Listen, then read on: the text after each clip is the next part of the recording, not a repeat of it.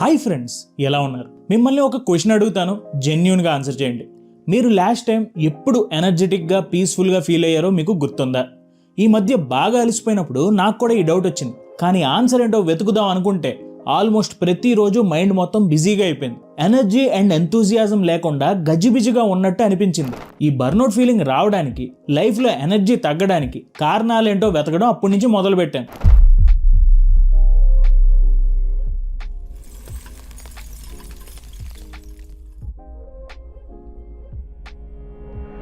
బేసిక్గా ఒక వ్యక్తి బర్న్అవుట్కి దగ్గరయ్యాడు అని చెప్పడానికి కొన్ని సిమ్టమ్స్ ఉన్నాయి. అందులో మొదటిది ఎగ్జాషన్, అంటే అలసటగా ఉండటం. ఏం పని చేసినా వెంటనే ఎనర్జీ డ్రైన్ అయిపోవడం. సడన్గా ఏదైనా యాక్టివిటీ చేయాల్సి వచ్చినప్పుడు ఇప్పుడు ఓపిక లేదు అని అనుకోవడం. రెండోది సెల్ఫ్ క్రిటిసిజం, అంటే మనల్ని మనం తక్కువగా చూసుకోవడం. నెగిటివ్ ఆలోచనలతో, సెల్ఫ్ డౌట్తో సరిగ్గా కాన్సన్ట్రేట్ చేయలేకపోవడం. మూడోది డీమోటివేషన్, బేసిక్గా వర్క్లో కానీ పర్సనల్ లైఫ్లో కానీ ఇంట్రెస్ట్ తగ్గిపోవడం. సపోజ్ ఒకప్పుడు మనకి బాగా నచ్చిన జాబ్లో కానీ లేదా పర్సనల్ రిలేషన్షిప్లో కానీ ఇప్పుడు ఆ ఇన్వాల్వ్మెంట్ అండ్ ఆ ఇంట్రెస్ట్ మిస్ అయిపోవడం. అండ్ నాలుగోది ఫిజికల్ సైన్స్. బర్న్అవుట్ అయినప్పుడు ఎమోషనల్ ఎగ్జాషన్తో పాటు ఫిజికల్గా కూడా కొన్ని మార్పులు మీరు గమనించవచ్చు. సపోజ్ బాడీలో స్ట్రెస్ పెరగడం, అప్పుడప్పుడు హెడ్ ఏక్స్ రావడం, ఇరిటేషన్ అనిపించడం, అలాగే కొంతమందికి డైజెషన్ ప్రాబ్లమ్స్ కూడా బర్న్అవుట్ వల్ల వస్తుంది. ఇది ఫిజికల్ సిమ్టమ్స్. పర్సనల్గా, ప్రొఫెషనల్గా ప్రతి ఒక్కరికి ప్రతిరోజు ఎన్నో రకాల పనులు ఉంటాయి. సో ఎనర్జీ తగ్గినప్పుడు, అనుకున్న పనులు సరిగ్గా అవ్వనప్పుడు ఆటోమేటిక్గా మనకు మనం ఈ మధ్య టైం ఉండట్లేదు, బాగా బిజీ అయిపోయాను అని అనుకుంటాం. కానీ నిజానికి కష్టపడి పని చేస్తే ఆ మూమెంట్లో అలసట అనిపించినా సరే తర్వాత మనసుకి, శరీరానికి హాయిగా ఉంటుంది. సపోజ్ చిన్నప్పుడు ఒళ్ళంతా అలిసిపోయేలాగా ఆడుకుంటాం, హాయిగా నిద్రపోతాం. తెల్లారి లేచిన తర్వాత మనకి ఎలాంటి టైర్డ్నెస్, ఆ బర్న్అవుట్ అనేది ఉండదు. మరి ముఖ్యంగా ఈ టైర్డ్నెస్, బర్న్అవుట్ ఇలాంటి పదాలు ఉంటాయని కూడా ఆ వయసులో మనకు తెలియదు. సో పెరిగి పెద్దయిన తర్వాత మాత్రమే మొదలయ్యే ఈ బర్న్అవుట్ అండ్ లో ఎనర్జీ ప్రాబ్లంకి 3 ముఖ్యమైన కారణాలు ఉన్నాయి: work, life and work life balance. ముందుగా వర్క్, అంటే ప్రొఫెషనల్ లైఫ్ గురించి మాట్లాడుకుంటే ఉద్యోగంలో కానీ, వ్యాపారంలో కానీ, ఇంటి పనుల్లో కానీ మన శక్తికి మించి కష్టపడాల్సి వచ్చినప్పుడు ఆ కష్టానికి తగ్గ ప్రతిఫలం దొరకలేదనుకోండి, మనకి మన పని మీద చిరాకు వచ్చేస్తుంది, ఎగ్జాషన్ ఫీలింగ్ వస్తుంది. మనం చేస్తున్న పని మన కంట్రోల్లో లేదు అనే ఒక నిస్సహాయ స్థితిలో ఎక్కువ రోజులు ఉన్నాం అనుకోండి, ప్రెషర్ పెరిగిపోతుంది. బర్న్అవుట్ సిమ్టమ్స్ ఇలాగే స్టార్ట్ అవుతాయి. ఇకపోతే రెండోది పర్సనల్ లైఫ్. ఒక్కోసారి మనకి బాగా దగ్గర వాళ్ళైనా సరే సరిగ్గా మనసు విప్పి మాట్లాడుకోకపోవడం వల్ల, ఒకరి సమస్యల్ని మరొకరితో షేర్ చేసుకోకపోవడం వల్ల రిలేషన్షిప్స్లో కూడా అనవసరమైన స్ట్రెయిన్ క్రియేట్ చేసుకుంటాం. అలాగే వర్క్ లైఫ్ బ్యాలెన్స్ సరిగ్గా లేనప్పుడు కూడా బర్న్అవుట్ ఫీలింగ్ స్టార్ట్ అవుతుంది. అంటే వర్క్లో టెన్షన్స్ని పర్సనల్ రిలేషన్షిప్స్లో చూపించినప్పుడు, సేమ్ లైన్స్లో ఇంట్లో డ్రామాని వర్క్ తీసుకెళ్ళినప్పుడు ఫిజికల్ అండ్ ఎమోషనల్గా ఎగ్జాస్ట్ అయిపోతాం. సో అన్నిటికంటే ముందు మీ బర్న్అవుట్కి రీజన్ ఏంటో వెతకండి. సిన్సియర్గా, హానెస్ట్గా ఆ ప్రాబ్లమ్ని యాక్సెప్ట్ చేయండి. వర్క్ అయినా, పర్సనల్ లైఫ్ అయినా సగం సమస్యలు ఈగో పక్కన పెట్టి మనుషులతో మనసు విప్పి మాట్లాడితే సాల్వ్ అయిపోతాయి. మరీ ఇన్స్టెంట్గా పూర్తిగా స్ట్రెస్ తగ్గిపోతుందని చెప్పను. మాట్లాడటం వల్ల, యాక్సెప్ట్ చేయడం వల్ల సొల్యూషన్ వైపు మొదటి అడుగు వేస్తాం. ఇది మాత్రం నిజం. సపోజ్ ఎంత కష్టపడి పని చేసినా సరే మీ బాస్ మిమ్మల్ని గుర్తించట్లేదు అనుకోండి, ఇష్యూని డైరెక్ట్గా అడ్రస్ చేసి మాట్లాడితే అవతల వ్యక్తి అభిప్రాయం కూడా మనకు తెలుస్తుంది. దాని నుండి వర్క్లో మీ పెర్ఫార్మెన్స్ని, గ్రోత్ని పెంచుకునే అవకాశం కూడా మీకు లభిస్తుంది. సేమ్ ఇదే పర్సనల్ రిలేషన్షిప్స్ కూడా వర్తిస్తుంది. వర్క్ లైఫ్ బ్యాలెన్స్ అంటే 9 to 5 ఆఫీస్లో, 5 to 9 ఇంట్లో ఉండడం కాదు. ఎక్కడుంటే అక్కడ బాడీ అండ్ మైండ్ ప్రెజెంట్ మూమెంట్లో పీస్ఫుల్గా పనిచేయడం. సో ఈ బర్న్అవుట్ అండ్ ఎనర్జీ ప్రాబ్లం నుండి బయటపడటానికి ఎక్స్పర్ట్స్ చెప్పిన ఒక సింపుల్ 6 స్టెప్ ఫ్రేమ్వర్క్ని ఇప్పుడు మనం డిస్కస్ చేద్దాం. అదే ఎమర్జ్. తెలుగులో దీని అర్థం బయటపడడం, ఆవిర్భవించడం. సో ఈ ఎనర్జీ బర్న్అవుట్ నుండి మిమ్మల్ని బయటకు తీసుకొచ్చే ఈ 6 స్టెప్ ఫార్ములాని ఇప్పుడు తెలుసుకుందాం. ముందుగా ఎమర్జ్లోని ఈ అంటే ఎలిమినేట్ టాక్సిక్ ఇన్ఫ్లుయెన్సెస్. ఏం చేయకపోయినా సరే ఇలా ఎప్పుడు అలిసిపోయిన ఫీలింగ్ రావడానికి మెయిన్ కారణం మన bad habits and toxic influences. ఇక్కడ బ్యాడ్ హ్యాబిట్స్ అంటే ఆల్కహాల్, సిగరెట్ లాంటివే కాదు. మన వెల్ బీయింగ్కి అడ్డుపడుతున్నా సరే మనం పెద్దగా పట్టించుకొని టాక్సిక్ ఇన్ఫ్లుయెన్సెస్ చాలా ఉంటాయి. సపోజ్ ఈ మధ్య డూమ్ స్క్రోలింగ్ అని ఒక పదం ఉంది, దాన్ని మనం చాలా పాపులర్గా వింటున్నాం. దీని అర్థం ఏంటంటే అదే పనిగా ఆపకుండా ఇంటర్నెట్లో నెగిటివ్ కాంటెంట్ని కన్జ్యూమ్ చేయడం. అలాగే ఒక ఎడిక్షన్ లాగా షార్ట్ ఫామ్ వీడియోస్ని కంటిన్యూస్గా స్క్రోల్ చేయడం. ఈ రోజుల్లో ఈ డూమ్ స్క్రోలింగ్ అనే డిసీజ్ని చిన్న పెద్ద అనే తేడా లేకుండా ఆల్మోస్ట్ ప్రతి ఒక్కరు ఎక్స్పీరియన్స్ చేస్తున్నారు. కోవిడ్ తర్వాత ఈ డిజిటల్ బిహేవియర్ బాగా పాపులర్ అయిపోయింది. అమెరికాలోని నేషనల్ అకాడమీ ఆఫ్ సైన్సెస్ వాళ్ళు ఒక పరీక్ష చేశారు. దాని ప్రకారం డూమ్ స్క్రోలింగ్ వల్ల mental health and physical health మీద నెగిటివ్ ఇంపాక్ట్ ఉంటుందని సైంటిఫిక్గా కూడా వాళ్ళు ప్రూవ్ చేశారు. ఒకసారి మీకు మీరే సెల్ఫ్ అనాలిసిస్ చేసుకోండి. ఒక రోజులో ఎంతసేపు నెగిటివ్ డిజిటల్ కాంటెంట్ని మీరు కన్జ్యూమ్ చేస్తున్నారో మీకే తెలిసిపోతుంది. అనవసరంగా వేరే వాళ్ళ జీవితాలతో కంపేర్ చేసుకోవడం, విలువైన సమయాన్ని వృధా చేసుకోవడం సోషల్ మీడియా సైడ్ ఎఫెక్ట్స్లో ముఖ్యమైనది. సో నేనైతే ఈ బిహేవియర్ నుండి బయటపడడానికి స్క్రీన్ టైంని, సోషల్ మీడియా యూసేజ్ని కంట్రోల్ చేయడం మొదలుపెట్టాను. దీనికోసం ఆల్రెడీ యాప్ స్టోర్లో చాలా అప్లికేషన్స్ అవైలబుల్గా ఉన్నాయి. ఒక 1 వీక్ సిన్సియర్గా ఈ డిజిటల్ డీటాక్స్ని ట్రై చేయండి.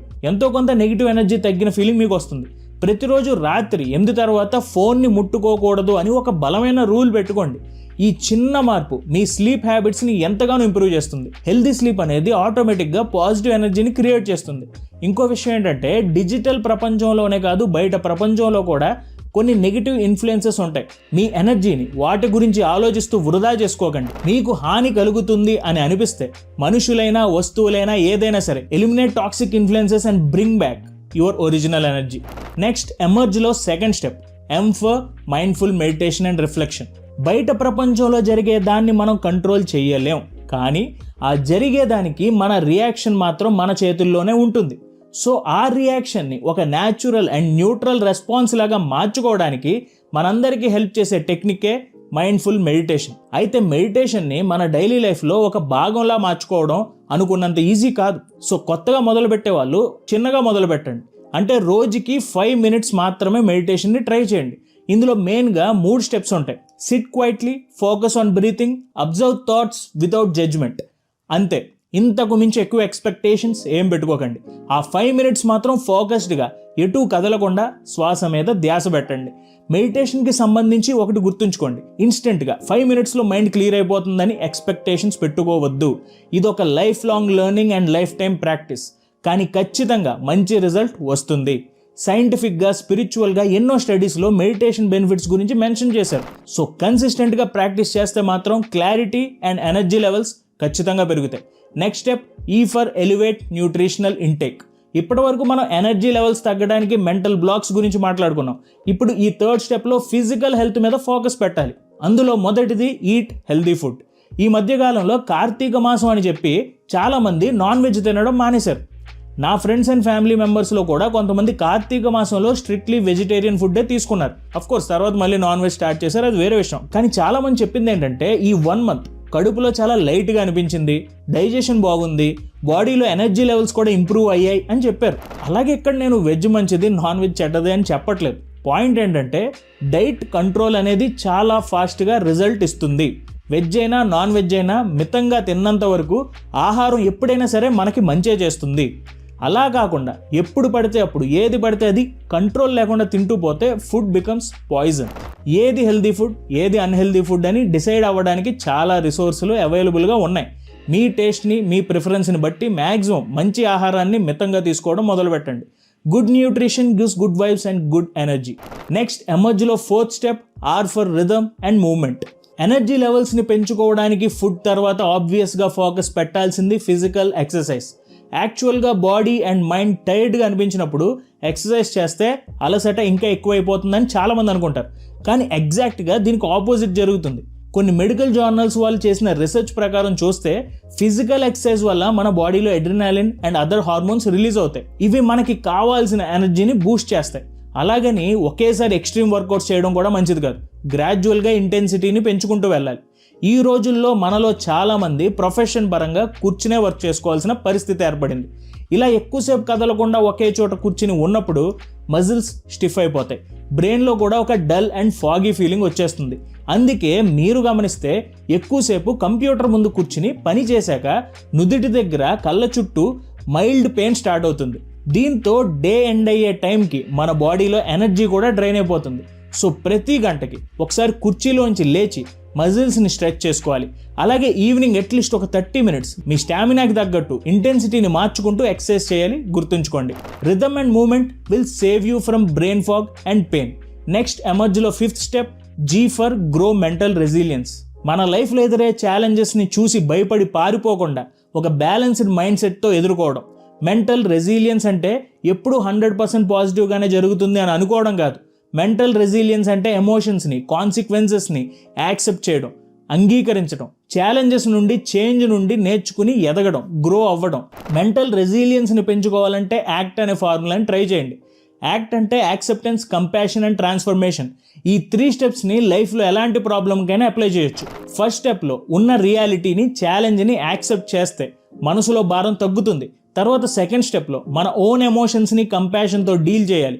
ఫెయిల్యూర్ వచ్చినప్పుడు సెల్ఫ్ క్రిటిసిజం కంటే సెల్ఫ్ కంపాషన్ ప్రొడక్టివ్గా బెనిఫిట్ అవుతుంది. ఫైనల్గా ట్రాన్స్ఫర్మేషన్ అంటే ఆ ఎక్స్పీరియన్స్ని మనకు ఇష్టమైన ఒక మంచి టీచర్లా భావించి మనస్ఫూర్తిగా నేర్చుకోవడం. So act, acceptance, compassion and transformation, ఈ 3 సరిగ్గా మనం చేస్తే మెంటల్ రెసిలియన్స్ ఖాయం. అండ్ ఫైనల్గా ఎమర్జీలో 6th step energize through connection. Isolation అంటే ఒంటరితనం, సాలిట్యూడ్ అంటే ఏకాంతం. ఈ రెండింటికి మధ్య చాలా తేడా ఉంది. ఏకాంతం మీకు కొత్త ఎనర్జీని ఇస్తుంది, ఒంటరితనం ఉన్న ఎనర్జీని తీసి పాడేస్తుంది. సో ఇన్ కేస్ మీకు ఒంటరిగా ఉన్నాను అని అనిపిస్తే ఆ ఫీలింగ్ నుండి వెంటనే బయటకు వచ్చేయండి. మీకు నచ్చిన మనుషులతో మీనింగ్ఫుల్ కనెక్షన్స్ని డెవలప్ చేసుకోండి. ఎందుకంటే మనిషి అంటే సంఘజీవి. మనకంటూ కొంతమంది మనుషులు మన చుట్టూ ఉంటే ప్రాబ్లమ్స్లో కూడా ఒక సేఫ్టీ అండ్ రిలీఫ్ ఉంటుంది. పర్సనల్గా నాకైతే school friends and family members ఆ రిలీఫ్ని ఇస్తారు. అలాగే కొంతమంది ఆన్లైన్లో కూడా same interest, similar mind set ఉన్న పీపుల్తో ఇంటరాక్ట్ అవుతూ ఉంటారు. ఎవరికి నచ్చిన మెథడ్ని వాళ్ళు ఫాలో అవుతారు. ఇక్కడ పాయింట్ ఏంటంటే సిన్సియర్గా, హానెస్ట్గా మాట్లాడుకున్నప్పుడు పాజిటివ్ ఎనర్జీ ఒకరి నుండి ఇంకొకరికి ట్రాన్స్ఫర్ అవుతుంది. సో ఎప్పుడైనా ఎనర్జీ లోగా ఉన్నప్పుడు talk to people and find connections. And ఇలా మనం ఈ వీడియో చివరికి వచ్చేసాం. అండ్ ఈ ఎమర్జ్ టెక్నిక్ని మళ్ళీ ఒకసారి రివైజ్ చేసి చెప్తాను. ఎమర్జ్, ఈ ఫర్ ఎలిమినేట్ టాక్సిక్ ఇన్ఫ్లుయెన్సెస్. మీ ఎనర్జీని నెగిటివ్ గురించి ఆలోచిస్తూ వృధా చేసుకోకండి. మీకు హాని కలుగుతుంది అని అనిపిస్తే మనుషులైనా, వస్తువైనా, ఏదైనా సరే ఎలిమినేట్ చేసేయండి. M for mindful meditation and reflection. మెడిటేషన్కి సంబంధించి ఒకటి గుర్తుంచుకోండి, ఇన్స్టెంట్గా 5 minutesలో మైండ్ క్లియర్ అయిపోతుందని ఎక్స్పెక్టేషన్స్ పెట్టుకోవద్దు. ఇది ఒక lifelong learning and lifetime practice అని గుర్తుంచుకోండి. E for elevate nutritional intake. ఏది హెల్దీ ఫుడ్, ఏది అన్హెల్దీ ఫుడ్ అని డిసైడ్ అవ్వడానికి చాలా రిసోర్సులు అవైలబుల్గా ఉన్నాయి. సో మీ టేస్ట్ అండ్ మీ ప్రిఫరెన్స్ని బట్టి మంచి ఫుడ్ని ఎంచుకుని మితంగా తినండి. R for rhythm and movement. Physical exercise వల్ల మన బాడీలో adrenaline and other hormones release అవుతాయి. ఇది మనకి కావాల్సిన ఎనర్జీని బూస్ట్ చేస్తుంది. మీ స్టామినాకి తగ్గట్టు ఇంటెన్సిటీని మార్చుకుంటూ ఎక్సర్సైజ్ చేయడం గుర్తుంచుకోండి. Rhythm and movement will save you from brain fog and pain. And G అంటే గ్రో మెంటల్ రెసిలియన్స్. మెంటల్ రెసిలియన్స్ని పెంచుకోవాలంటే యాక్ట్ అనే ఫార్ములాని ట్రై చేయండి. Acceptance, compassion and transformation. E అంటే ఎనర్జైజ్ త్రూ కనెక్షన్. సిన్సియర్గా, హానెస్ట్గా మాట్లాడుకున్నప్పుడు పాజిటివ్ ఎనర్జీ ఒకరి నుండి ఇంకొకరికి ట్రాన్స్ఫర్ అవుతుంది. సో మీకు నచ్చిన మనుషులతో మీనింగ్ఫుల్ కనెక్షన్స్ని డెవలప్ చేసుకోండి. సో ఫ్రెండ్స్, ఈ ఎమర్జ్ టెక్నిక్తో మీ లైఫ్లో మళ్ళీ కొత్త ఎనర్జీ రావాలని నేను కోరుకుంటున్నాను. సో ఈ వీడియోలో మీకు బాగా నచ్చిన పాయింట్ ఏంటనేది నాకు కింద కామెంట్స్లో తెలియజేయండి. Thank you so much for watching our videos. జై హింద్.